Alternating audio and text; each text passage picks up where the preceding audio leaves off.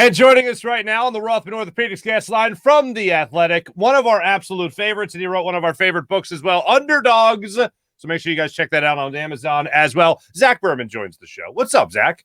Hey, I'm doing great. Love this week, and it's draft day here, so can't wait. I always like asking my football writing friends about like what this week is like for you. What is it like for you? I enjoy it, right? This is if you're a reporter, this is what you live for. You live for the action, right? There's months of talking about something that's going to happen. Here is happening. I like the action. So this is my favorite time of the off season. There's nothing that beats a Sunday, right, in the actual season. But during the offseason, this is the high water mark, right? I can hear the giddiness in your voice. And to say, like, I like the action, it's like, are you going to Vegas? Because that's where it's happening, baby. I wish. Right. What do you think the odds are that Eagles fans in, let's see, 24 hours after we air this show, after we air this interview, what are the odds you think the Eagles fans are going to be very happy with what Howie Roseman did in this first round? I suppose it's a matter of perspective. I do think they're going to be happy, though. I think the Eagles are in a good position at 15 and obviously having 18 and then pick flexibility later on to move up. A lot depends on what happens with the quarterbacks, right? If quarterbacks go early, so if quarterbacks go to, say, Carolina at 6 or Atlanta or Seattle, that's going to push players down the board. If quarterbacks don't go in the top 10 or in the top 8, then Howie needs to be aggressive and he needs to trade up, because I think that I don't know if there's 15 players there that you want, right? That you go to sleep Thursday night saying we had a good night. So if one of those players isn't falling, then Howie needs to be aggressive and trade up. And I think he knows that as well. Now, all this is under the assumption that the draft board falls in the way that Eagles fans would want it to. And I think most Eagles fans want the Eagles to concentrate on the defensive side of the football. With that being said, do you think they will walk away with 2 defensive players if they do take 2 picks in the first round? Or do you think they'll split the difference and go one on each side of the ball? I don't believe it's going to be deliberate, but I think it'll be a one on each side of the ball. I think they're going to come away with a wide receiver.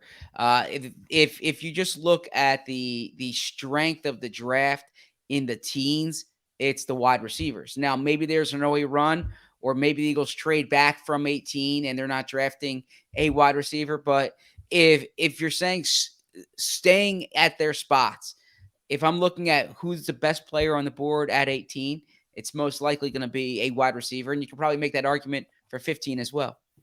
Now, maybe I'm just scarred, but there's something about Howie Roseman drafting a wide receiver in the first round that doesn't make me feel too good. And there's a big part of me, and I said this on yesterday's show, that makes me think, let's quit while we're ahead with Devontae Smith, and we'll go wide receiver later. But you're telling me the way it might shake out here is that it might match up between wide receiver and best player available.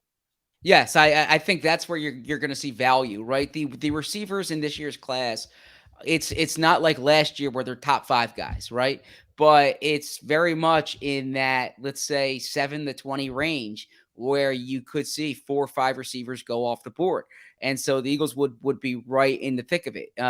I'm not in the camp of saying that just because the Eagles spent first-round picks the past 2 years and a second-round pick in 2019 that they can't spend one there. I believe in resource allocation, of course, but you can't let past mistakes compound in the future mistakes, right? You need to make the best decision at the time, and it very well might be a wide receiver. Now, the variable is this. I don't think the Eagles are going to trade up for a wide receiver. If the Eagles trade up from 15, I think it's going to be for a defensive player, whether you're talking about Stingley, whether you're talking about Kyle Hamilton, whether you're talking about Kayvon Thibodeaux, someone who, I would say one of those players.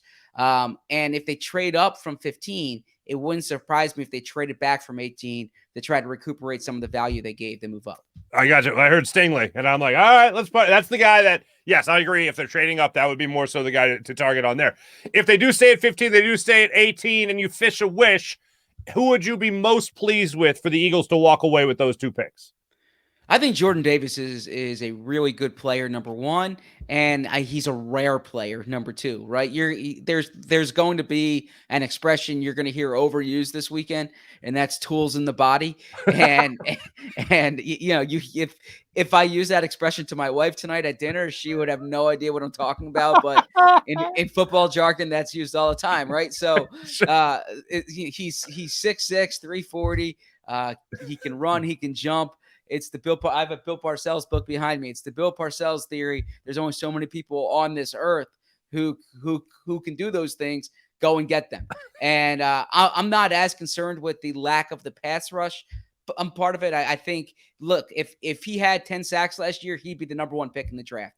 That's how good he is elsewhere and how promising he is. So I think he could be an option at 15, but also you might have to jump in front of Baltimore or Minnesota to get him. At 18, I don't think Jameson Williams is going to fall, but he'd be a great candidate for them. Chris Olave, I really like Treylon Burks from Arkansas, but I think there's going to be a good wide receiver there. And real quick, if you're looking for a defensive back there that fits the Eagles, I would say Dax Hill from Michigan. If they took Dax Hill at 18, I don't think that's a stretch. I think he's a day one plug and play player. David Ojabo is an interesting case here because I thought maybe late first round, early second round type deal, but I'm seeing some people say he could go in the early 20s in this draft. Where do you think he eventually falls? I would guess second round, unless a team wants to get, a fifth year on that contract. Although if he redshirts this year, he'll be a restricted free agent down the road anyways. And if he's as good as you think, you're going to want to sign him to an extension. Gotcha. I wouldn't mind that risk in the second round. I know there are Eagles fans that are probably scarred from the Sidney Jones experience. Sure. I can point to Landon Dickerson last year. I can point to other examples. Every injury is different. I get it. ACL is different than torn Achilles. An injury in March is different than an injury in December. Nonetheless, if you hit on that pick, you get a guy who would have been in the conversation at 15 2 months ago. When you said Jordan Davis, I was throwing my hands up in a celebratory fashion for those people on the podcast because my audience knows that I really like Jordan Davis. But I was following you on Twitter, and as all people should do, and you had pointed out something that I was totally unaware of. Jordan Davis's mom is an Eagles fan? Well, credit to EJ Smith from the Inquirer there. He's out in Vegas, and I retweeted that. But that's what Jordan Davis said to the reporters today. So would be a good storyline there if they bring him in. All the more welcome. All the more welcome in Philadelphia. When it comes to day 2 of this draft, when it comes to Friday and the second round picks, one of the needs I see the Eagles having right now is obviously the safety position, but it seems like they've addressed that more so through trade and free agency in the past than anything. Do you see them possibly going, though, to the secondary, especially the safety position, in the second round of this draft? Yes, I think second or third round, right? I think both those rounds, there's some good players on the board. It depends when they go, but whether you're talking about Jaquan Brisker from Penn State, whether you're talking about Jalen Petrie from Baylor, in the third round, there's say Nick Cross from Maryland, JT Woods from Baylor. I don't have the list in front of me, but those are just some names that come to mind there. And if there's guys who fall, like I don't think Lewis Cine from Georgia falls, but if he falls to the second round, the Eagles could be aggressive trying to trade up because he's the type of player that would interest them as well. Zach, I got to get your opinion on this. And I'm going to mix both things here perfectly. You're going to be so amazed by the way I combine this. Ready? Here we go. Don't pass out with how amazing this is going to be. Not that I'm going to oversell it. Okay. Who are you more confident in a performance Thursday night? The 76ers in general or Howie Roseman in the first round of this NFL draft? You know what?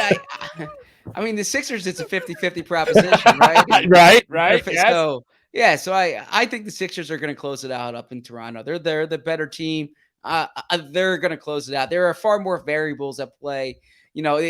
I'll put it this way: if we're playing the odds we were talking about in Vegas, the hit rate of a first round pick compared to the probability that that team that's favored to win wins Game 6, I would go the Sixers. All right. Well, here's where I will couch it a little bit. You can still make Eagles fans happy by just taking defensive players, and that would at least make them happy for that given night. Oh, and Zach, if you do use that line about the tools in the box or whatever at dinner, with your, please film that and let me use it tomorrow on the show. yeah, seriously. Pass the potatoes, tools in the box. Anyway, Zach Berman, The Athletic, you do a phenomenal job, my friend. Thanks so much. Great to have you on again. Make sure you guys are following him on social media, obviously, and buy that book, Underdogs, and relive the legend of that season, my friend. Zach Berman, always great catching up. Thanks so much, and good luck with all your draft coverage. Thank you, Mark. Appreciate it. Absolutely. Zach Berman joining us on the Rothman Orthopedics Guest Line.